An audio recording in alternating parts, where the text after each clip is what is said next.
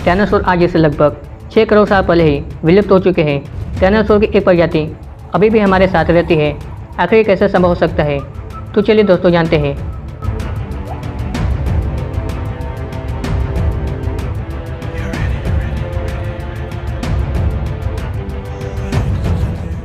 जब हम इतिहास के पन्नों को खंगालते हैं तब हमें कई अद्भुत जानकारियों के बारे में जानने को मिलता है। हमेशा से ही इतिहास इंसानों के लिए रोचक और ज्ञानवर्धक रहा है। खैर, आज हम कुछ अलग ही तरह के इतिहास के बारे में जानेंगे। आज हम बात करेंगे डायनासोर के बारे में, वही डायनासोर जिनको हम जुरासिक पार्क जैसे फिल्मों में देखते हैं। डायनासोर से जुड़ी हर एक छोटी से छोटी बातों को जानेंगे, क्योंकि मुझे पता है इनके बारे में जानना आपको बहुत ही पसंद है।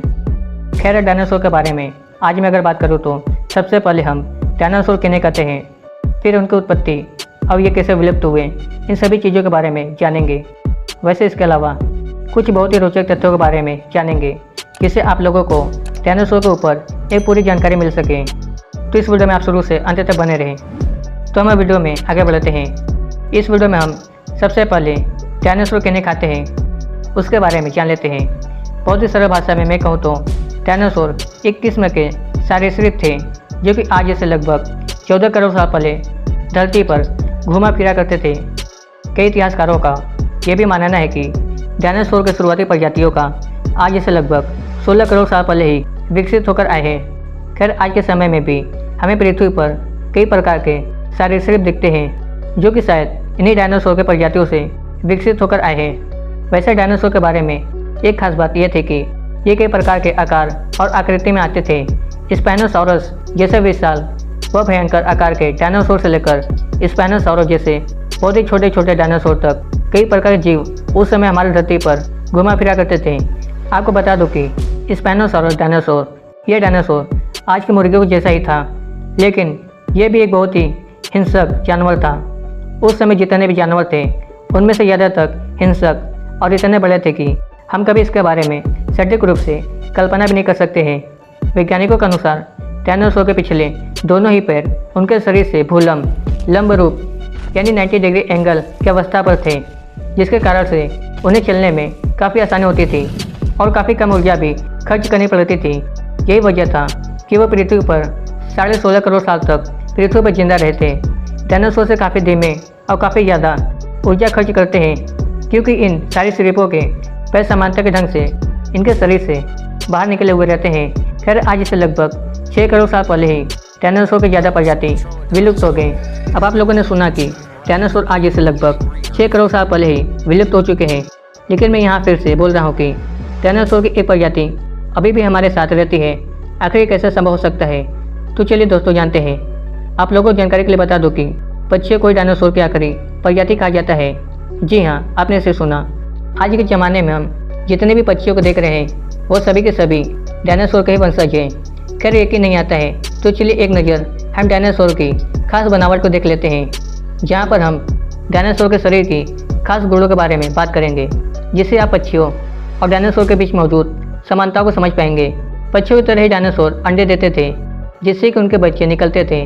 पक्षियों की तरह ही पेंगुइन के अलावा डायनासोर जमीन पर रहते थे। आँख और नाक के बीच वाले हिस्से में उनके खोपड़ी के अंदर एक छेद था, जो कि ज़्यादातर सरीसृपों में ही पाया जाता है। इसके अलावा आई सॉकेट के पीछे भी उनके 2 छेद थे। उनका जबड़ा भी काफ़ी शक्तिशाली मांसपेशियों से जुड़ा हुआ था, जो कि उन्हें काफ़ी बलशाली बनाता था। दोस्तों, ये गुण आज के ज़माने के पक्षियों के साथ काफ़ी ज़्यादा मिलते हैं, जो कि इस बात की पुष्टि देता है कि पक्षी ही डायनासोर के आखिरी प्रजाति है। वैसे आपको इसके बारे में क्या लगता है? हमें नीचे कमेंट कर जो बताएं। वैज्ञानिक तथा लोगों को डायनासोर के विषय में जो सवाल सबसे ज़्यादा संशय में डालता है वो यही है कि आखिर डायनासोर आए कहाँ से थे, या डायनासोर की उत्पत्ति का राज क्या है।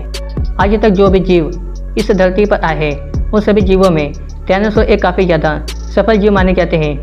मुर्गी जितने छोटे आकार से लेकर दुनिया पर अब तक चलने वाले सबसे विशाल जानवर के आकार तक डायनासोर हर एक आकार में अपना वर्चस्व कायम रखे हुए थे। लेकिन एक विडंबना की बात यह है कि आज तक इंसानों को डायनासोर की उत्पत्ति या ये कैसे पैदा हुए थे इसके बारे में कुछ सटीक जानकारी नहीं है। कुछ वैज्ञानिक ये भी मानते हैं कि डायनासोर सिर्फ एक प्रजाति के अंदर सीमित नहीं थी, बल्कि ये कई सारी प्रजातियों से बनने वाला एक जैव मंडल था। जिसके अंदर तरह तरह के जानवर शामिल थे। जब शोधकर्ताओं ने दुनिया के पहले डायनासोर के बारे में खोजने की कोशिश की तो कई सारी चौंका देने वाली बातें सामने आई। पृथ्वी पर सबसे पहले डायनासोरों का नाम सैलिसॉरिड्स बताया जा रहा है, जो कि एक 4 पैरों वाला एक बड़ा सा छिपकली था। इस छिपकली की ऊंचाई काफ़ी ज़्यादा थी और वैज्ञानिक के अनुसार इस जीव से ही डायनासोर की उत्पत्ति होने की पूरी संभावना बनती है। हमने देखा कि वैज्ञानिक सैलिसॉरिड्स को ही पृथ्वी के सबसे पहले डायनासोर के तौर पर देख रहे हैं, लेकिन क्या ये बात पूरी तरीके से सही है? वैज्ञानिकों का एक दूसरा गुट ये भी कहता है कि सैलिसॉरिड्स के बजाय नियासासॉरस ही दुनिया का पहला डायनासोर है। अब इस बात पर भी वैज्ञानिकों के अंदर कई सारे विवाद शुरू हो गए। नियासासॉरस की उत्पत्ति और दुनिया का प्रथम उचित डायनासोर के हर गुणों से संबंध रखने वाला, इसकी उत्पत्ति के अंदर काफ़ी ज़्यादा समय का अंतर है। ये समय लगभग 1 से 1.5 करोड़ सालों का है। दोस्तों, इतना लंबा समय वैज्ञानिकों को ये सोचने पर मजबूर कर देता है कि शायद नियासासॉरस भी डायनासोर का पूर्वज या पहला डायनासोर ही नहीं था। नियासासॉरस का जो अवशेष वैज्ञानिकों के पास है, उससे हमें इतनी जानकारी नहीं मिल पा रही है कि हम कह पाएँ कि नियासासॉरस ही दुनिया का पहला डायनासोर था। हालांकि ज़्यादातर वैज्ञानिकों को यह लगता है कि नियासासॉरस डायनासोर के मूल प्रजाति से काफ़ी ज़्यादा संबंध रखता था। इसके अलावा हमारे पास डायनासोर के पूर्वजों के ऊपर कोई भी अधिक जानकारी नहीं है। फिर भी वैज्ञानिक अनुमान लगाते हैं कि दुनिया के पहले डायनासोर आकार में कुछ ही मीटर लंबे इन शिकारियों के पास 2 छोटे छोटे हाथ भी होंगे, जिनसे वो खाने को पकड़ते होंगे और घाते शिकारी रहे होंगे। दोस्तों, अब हम डायनासोर के कुछ लोकप्रिय प्रकारों के ऊपर भी नजर डालेंगे। नंबर 1, टिरैनोसॉरस रेक्स, या आसान भाषा में कहे तो टी-रेक्स। मुझे नहीं लगता है कि डायनासोर के इस प्रकार से कोई अनजान होगा। फिर भी हमारा कर्तव्य बनता है कि डायनासोर के सभी लोकप्रिय प्रकारों के बारे में हम चर्चा करें। टिरैनोसॉरस रेक्स, या आसान भाषा में कहे तो टी-रेक्स, यह डायनासोर के सभी प्रकारों में सबसे ज़्यादा खूंखार और हिंसक जंतु है। पूरी तरीके से मांसाहारी और अत्यंत कुशल शिकार होने के कारण अपने सामने आने वाले हर एक जानवर को यह डायनासोर जिंदा नहीं छोड़ता था। कुल मिलाकर कहे तो ये किलिंग मशीन ही था, जो कि सिर्फ मारना और फाड़ना काटना जानता था। और ये डायनासोर काफ़ी गुस्सैल स्वभाव के थे। इस डायनासोर ने जुरासिक काल में जितनी तबाही मचाई थी, शायद ही कोई दूसरा जानवर इस तरह तबाही मचा सकता था।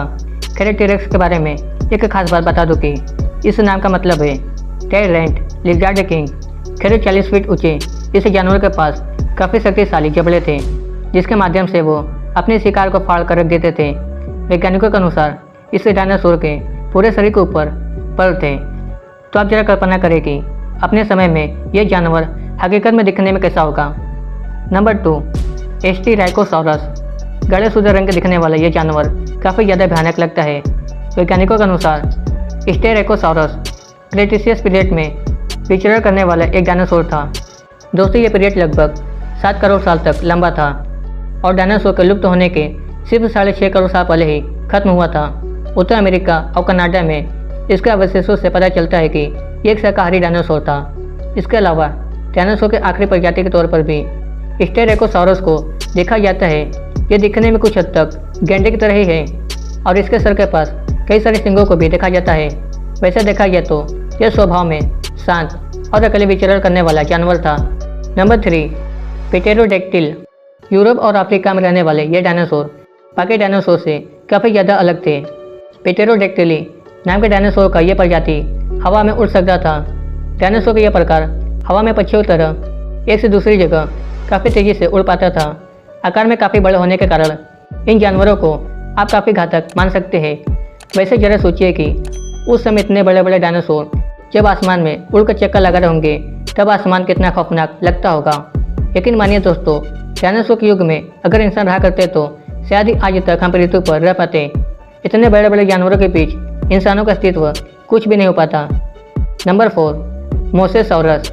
अगर आप भी ये सोच रहे होंगे कि ज़मीन और आसमान में न सही, हम पानी के अंदर तो डायनासोर के काल से सुरक्षित रह सकते थे, तो जरा ठहरिए, क्योंकि शायद आपका ये सोचना गलत हो सकता है। मोसेसॉरस नाम के ये डायनासोर अपने समय में महासागरों का राजा माना जाता था। पानी में अपना साम्राज्य फैलाते हुए इस जंतु ने नदियों से लेकर समंदर तक हर एक जगह खौफ का वातावरण फैला दिया था। यह मांसाहारी होने के कारण अपने शिकार को पानी के अंदर घुसते ही अपने शक्तिशाली जबड़ों में दबोच कर खा जाता था। 17 मीटर तक इनकी लंबाई होती थी और काफ़ी जानलेवा इन्हें माना जाता था। वैज्ञानिकों के अनुसार डायनासोर का यह प्रकार आज से लगभग 6 करोड़ साल पहले ही लुप्त हुआ था। Number 5, brachiosaurus. ये जो डायनासोर थे यह हर डायनासोर के मुकाबले काफ़ी ज़्यादा शांतिप्रिय और मित्रता से भरे हुए जानवर थे। 23 मीटर की लंबाई और 12 मीटर की ऊंचाई वाले ये भीमकाय डायनासोर आकार में दूसरे डायनासोर से काफ़ी ज़्यादा बड़े थे। लंबे गले होने के साथ इनका शरीर बाकी डायनासोरों से काफ़ी अलग बनाता था और ये डायनासोर शाकाहारी होने के साथ साथ ये सिर्फ अपने काम में ही व्यस्त रहते थे। ऊंचे ऊंचे पेड़ों के सरदार पत्तों को खाकर ये अपना जीवन निर्वाह करते थे।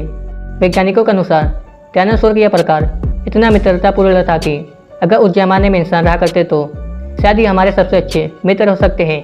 अगर आप उस जमाने में होते तो क्या ब्राचियोसॉरस को अपना दोस्त बनाते हैं? तो हमें नीचे कमेंट कर जो बताएं। डायनासोर के विलुप्त होने की वजह वैज्ञानिक एक उल्कापिंड को पृथ्वी से टकराने को ही मानते हैं। लगभग 6 करोड़ साल पहले यह उल्कापिंड पृथ्वी के सेंट्रल अमेरिका में टकराया था, जिससे उसी पल में ही पृथ्वी के 75% से अधिक जानवर मारे गए। टकराव इतना विशाल था कि उल्कापिंड के टक्कर के कारण वायुमंडल में धुएं के भांति मिल गया और टक्कर जहाँ पर हुआ था वहाँ पर एक बहुत विशाल गड्ढा बन गया। टक्कर का शॉक और हीट वेव इतना ताकतवर था कि पृथ्वी के पूरे वायुमंडल में मलबे को फैला दिया।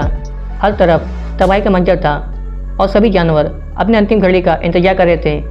और फिर धीरे धीरे वायुमंडल में इतना मलबा भर गया कि पृथ्वी पर सूरज की रोशनी आना कम हो गई, जिससे पेड़ पौधे मरने लगे और साथ ही साथ शाकाहारी और आखिर में मांसाहारी जानवर भी विलुप्त होने लगे। कुछ वैज्ञानिक ये भी कहते हैं कि उल्कापिंड के टकराने से काफ़ी समय पहले ही पृथ्वी जलवायु बदल रही थी। उस समय आज जहाँ सेंट्रल इंडिया है उस स्थान पर एक बहुत ही बड़ा ज्वालामुखी काफ़ी समय से आग उगल रहा था, जो कि वायुमंडल में काफ़ी खतरनाक गैस फैला रहा था, जिससे धीरे धीरे ही सही लेकिन पृथ्वी विनाश की ओर बढ़ रही थी। तो दोस्तों आज की वीडियो में बस इतना ही। अगर आप इसका पार्ट 2 चाहते हैं तो हमें नीचे कमेंट कर जो बताएं। जानकारी पसंद है तो वीडियो को लाइक करें और ऐसे वीडियो देखने के लिए चैनल को सब्सक्राइब करें।